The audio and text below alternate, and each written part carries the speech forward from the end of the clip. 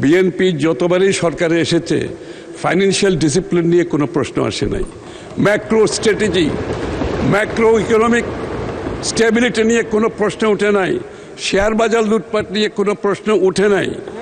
So B assured, বিএনপির রাজনীতিতে অর্থনৈতিক পরিকল্পনায় সমঝোতার কোনো সুযোগ নাই।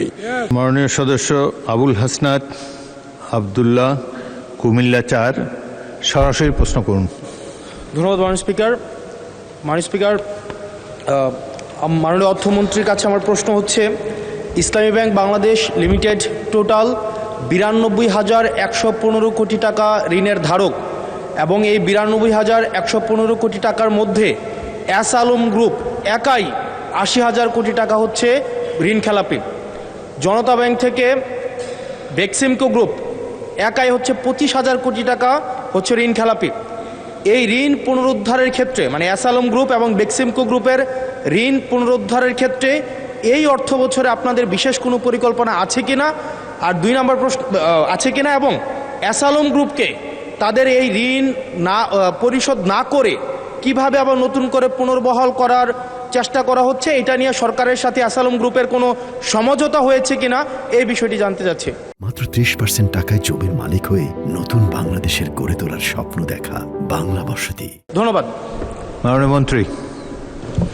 মাননীয় স্পিকার, বিএনপির রাজনীতি অর্থনৈতিক কার্যক্রমের মধ্যে কারোর সাথে কোনো সমঝোতা করার কোনো সুযোগ নেই।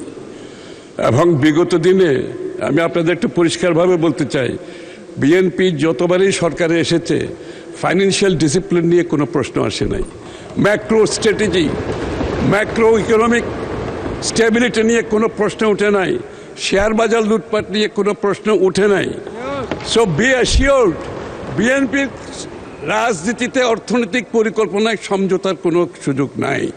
এবং যারাই ব্যাংক থেকে টাকা নিয়েছে, পালিয়ে গিয়েছে, সকলের বিরুদ্ধে মামলা হয়েছে, মামলা পার্সু করা হচ্ছে, এবং এটার জন্য আমরা বাইরে প্রফেশনাল ফার্মগুলোকে অ্যাপয়েন্ট করেছি এই টাকা দিয়ে যারা পালিয়েছে এগুলো রিকভারের জন্য। একদিকে G2G গভর্নমেন্ট কাজ চলছে, অন্যদিকে রিকভারি যে ফার্মগুলো আছে প্রাইভেটলি তারাও কাজ করছে। ইনশাআল্লাহ আগামী দিনে আমরা এই টাকা রিকভার করতে পারবো। ধন্যবাদ।